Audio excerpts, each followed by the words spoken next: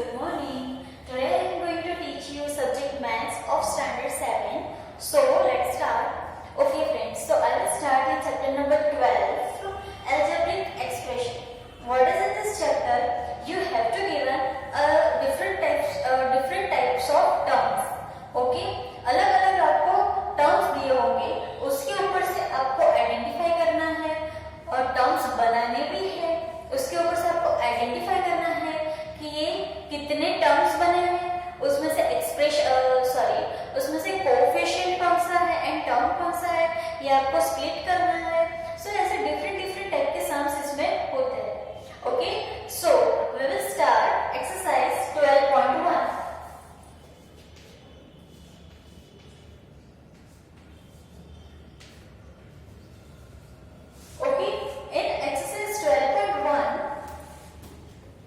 Question number 1.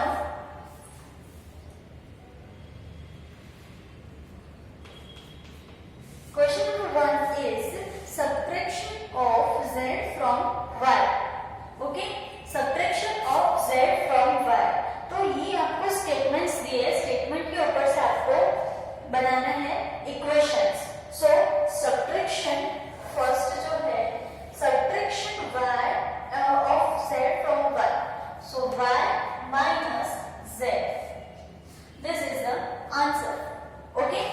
So इस तरह से आपको अलग अलग स्टेटमेंट्स दिए होंगे, उसके ऊपर से आपको इक्वेशंस बनाना है। Second is 1/2 of the sum of number x and y.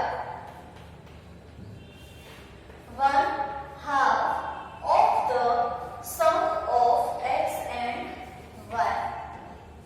Okay, so इस तरह से आपको सारे इक्वेशंस बनाने हैं स्टेटमेंट्स पढ़ के।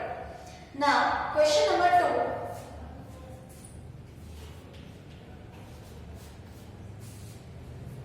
In question number 2, identify the terms and their factors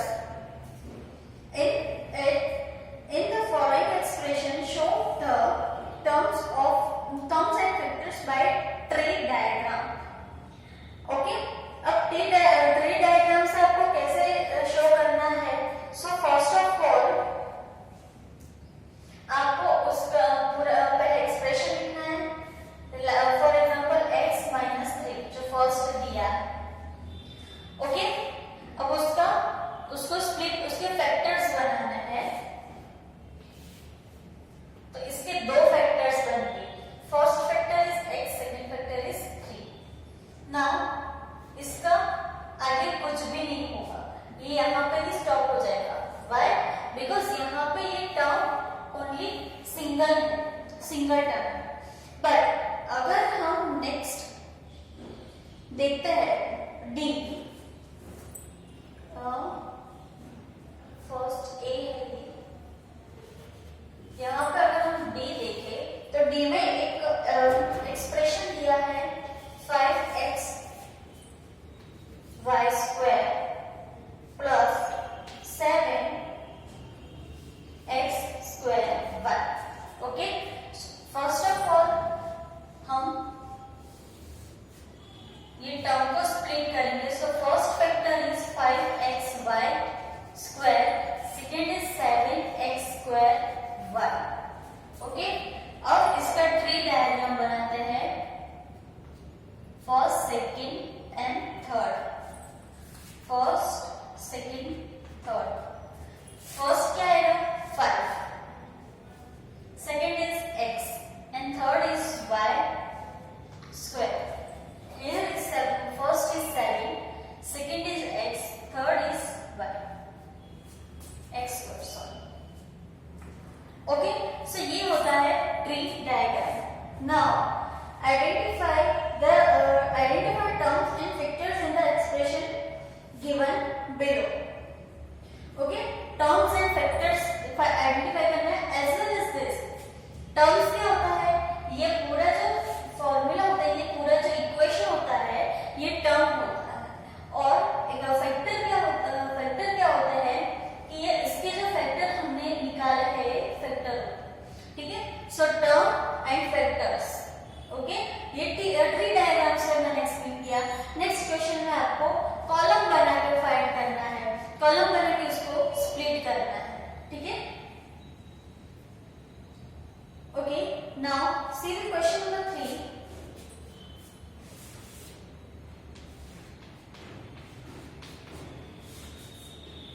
Identify the numerical coefficient of term in the following expression. What is our coefficient? Now, अगर आपको 40 टर्म दिया है, for example first is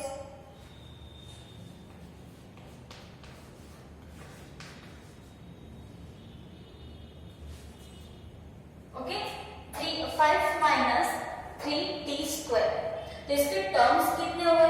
2 terms हुए. First term is 5, second term is 3t square. Okay, so हम यहाँ पे पहले लिख देते हैं first term is 5, second term is 3t square.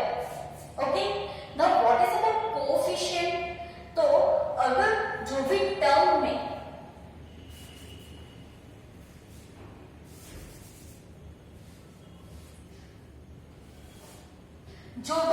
में आपको वेरिएबल दिया है, वेरिएबल मतलब जिसकी वैल्यू आपको नहीं दी है. अगर हमें किसी की वैल्यू फाइंड करनी होती है, सपोज कि कोई भी शेप है, उसमें कोई एंगल की वैल्यू फाइंड करनी होती है, तो हम उसको क्या एज्यूम करते हैं? x. सो x क्या हो जाता है? वेरिएबल. वेरिएबल मतलब कि जिसकी वैल्यू हमें नहीं पता है. ठीक है, तो ये होता है वेरिएबल. सो इसमें वेरिएबल कौन सा है? t. t square is the variable. तो जो टर्म में वेरिएबल दिया है उसके साथ जो वैल्यू इंक्लूड है उसको बोलते हैं कोएफिशिएंट. अब अगर हम फर्स्ट टर्म देखें तो उसमें वेरिएबल आपको दिया हुआ नहीं, तो इसमें कोएफिशिएंट नहीं आएगा. बट अगर सेकेंड टर्म देखें तो इसमें वेरिएबल दिया हुआ है t स्क्वायर, उसका कोएफिशिएंट आएगा 3. सो 3 is the coefficient. Okay,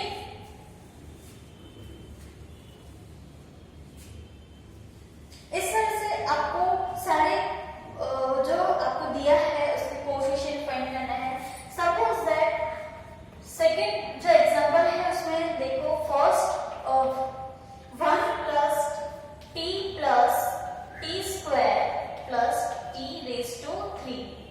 okay, अब इसमें फर्स्ट जो टर्म है वो उसमें वेरिएबल नहीं है, कोएफिशिएंट नहीं आएगा. But in another 3 term like t square and t raise to 3.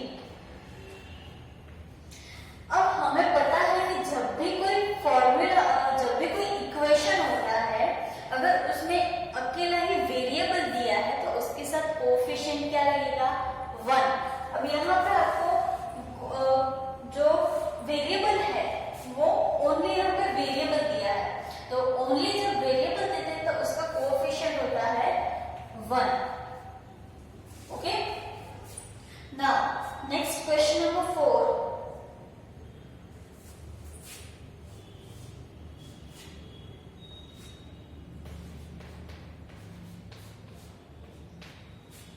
Question number 4. Identify terms which contain x for and give coefficient of x. मतलब कि आपको ये सम में ऐसे टर्म्स लिखने हैं, आइडेंटिफाई करने हैं कि जो कंटेन विथ x के साथ मल्टीपल में है. Okay, so first x y square x plus y. अब कौन सा टर्म यहाँ पे x के साथ मल्टीपल में है? सो y स्क्वायर x. सो टर्म आएगा y स्क्वायर x एंड कितने? Coefficient of x. Coefficient of x मतलब x के साथ क्या मल्टीपल में है, तो कोएफिशिएंट हुआ y स्क्वायर. ठीक है, तो यहाँ पे y स्क्वायर x हुआ term which contain with x and उसका कोएफिशिएंट हुआ y स्क्वायर. ठीक है, now another example 13y square minus 8yx. Which term is contained with x minus 8y what is its coefficient? Coefficient is -8y. Okay, ये coefficient होता है. So now next one is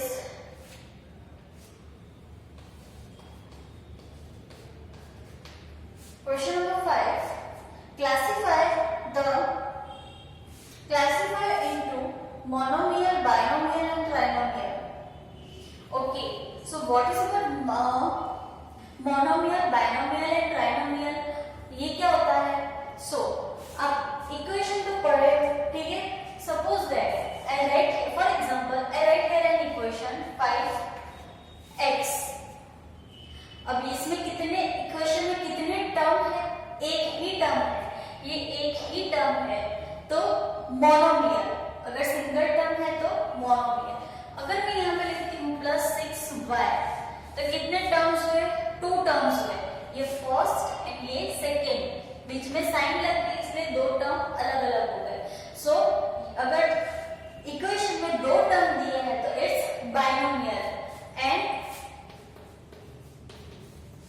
1, 2 and 3 terms हुए तो it's trinomial. तो ये it is too much simple. आपको सिर्फ देखना है, आइडेंटिफाई करना है कि एक ही टर्म दिया है, 2 टर्म दिए हैं या 3 टर्म दिए. अगर एक टर्म है तो मोनोमियल, 2 टर्म है तो बाइनोमियल, 3 टर्म है तो ट्राइनोमियल. ओके, सो ये क्वेश्चन खुद भी सॉल्व कर सकते हो. Now we are going on next one question.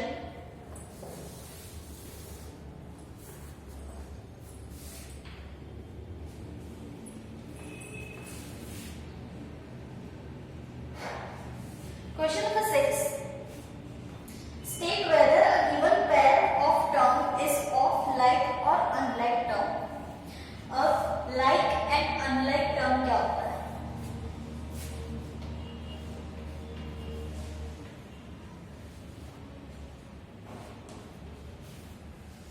यहाँ पे मैंने 2 टर्म्स लिखे हैं, ठीक है? फर्स्ट है 4xy, सेकेंड है -3xy. Okay, first is 4xy, second is 3xy. अब like term and unlike term क्या होता है? लाइक टर्म मतलब कि उसका जो वेरिएबल होता है, जो भी टर्म में वेरिएबल होता है, अगर दोनों टर्म में वो वेरिएबल सेम है. इसमें वेरिएबल कौन सा है? xy. सेकेंड में वेरिएबल कौन सा है? xy. तो जब वेरिएबल सेम होता है it is called like term. Like term मतलब सेम टर्म, ठीक है? कि दोनों में जो टर्म्स दिए, जो वेरिएबल दिए हैं वो सेम है. x1 x.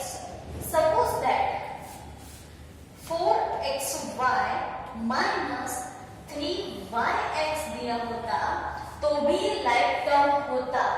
Why? Because variable तो दोनों सेम ही है, बस उसका ऑर्डर चेंज हुआ. xy एंड yx सिर्फ ऑर्डर चेंज हुआ, अदरवाइज वेरिएबल तो दोनों सेम ही है. अगर नेक्स्ट हम देखें अनलाइक टर्म, यही एग्जांपल ले लेते हैं. 4x² y -3xy². क्या हुआ ये? Unlike term. Why? Because इसके जो वेरिएबल है, you can see that both are different. इसमें x² और इसमें y² है, ठीक है? इसमें y का रेज ओनली 1 है, इसमें x का रेज ओनली 1 है. तो दोनों का जो फैक्टर, जो वेरिएबल है, वो दोनों क्या है? डिफरेंट है. तो ये हुआ unlike term. Okay, so like term in the sense कि दोनों का वेरिएबल जो है वो सेम है. Order is doesn't matter. Order कोई भी हो, xy, yx. सपोज दैट यहाँ पे और एक हम ऐड कर दें, xyz, yxz, ठीक है? ऑर्डर कोई भी हो बट वेरिएबल उसमें सेम है, उसके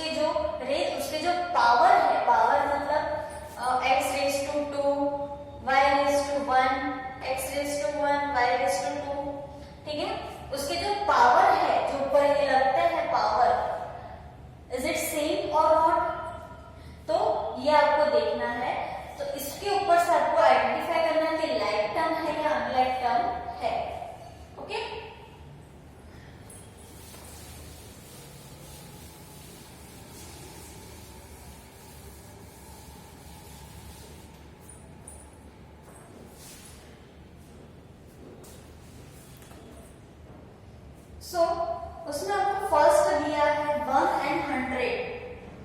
अब 1 and 100 कैसे है? लाइक टर्म, क्योंकि दोनों न्यूमेरिकल वैल्यू है, दोनों में आपको वेरिएबल नहीं दिया तो लाइक टर्म। अगर सेकंड देखते हैं तो -7x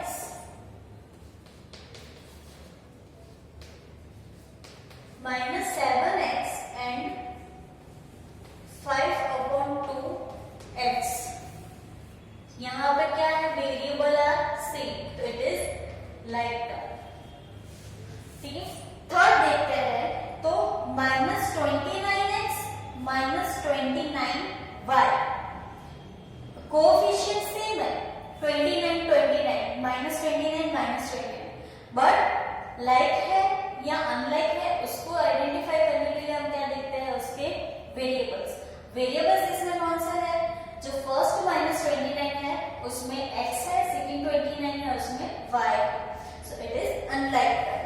ओके, सो इस तरह से आपको like term and unlike term find out करने हैं। In question number 7, identify like terms in the following terms. Okay, तो नीचे आपको a एंड b करके टर्म्स दिए हुए हैं, उसमें से आपको लाइक टर्म्स फाइंड आउट करने हैं, मतलब कि जो लाइक टर्म्स है, सेम टर्म्स है, उसको एक साथ लाना है। सो अगर हम a ले लें, उसमें फर्स्ट टर्म कौन सा है? -xy², तो उसका ही सेम टर्म कौन सा होगा? देखो यहाँ पे फर्स्ट, सेकंड, थर्ड, फोर्थ, जो फोर्थ स्टेप है, फोर्थ इक्वेशन है, वो है 2xy²। ओके, हो गए दोनों लाइक टर्म, दोनों को कट कर दो, इसलिए क्या है आपको समझ में आएगा कि ये इक्वेशन हो चुका है। अगर नेक्स्ट देखें -4yx², अब yx² वाला और कौन सा टर्म है? तो उसी लाइन में अगर हम लास्ट देखें तो 20x²y। Okay, yes, next one is 8x², उसका लाइक टर्म कौन सा है? -11x²। ठीक है, next is 7y, like term is only y, which is given in second row. Okay, -11x² is done, -100x, like term is 3x, last one जो है 3x दिया हुआ है। Next is -11yx, and like term is 2xy।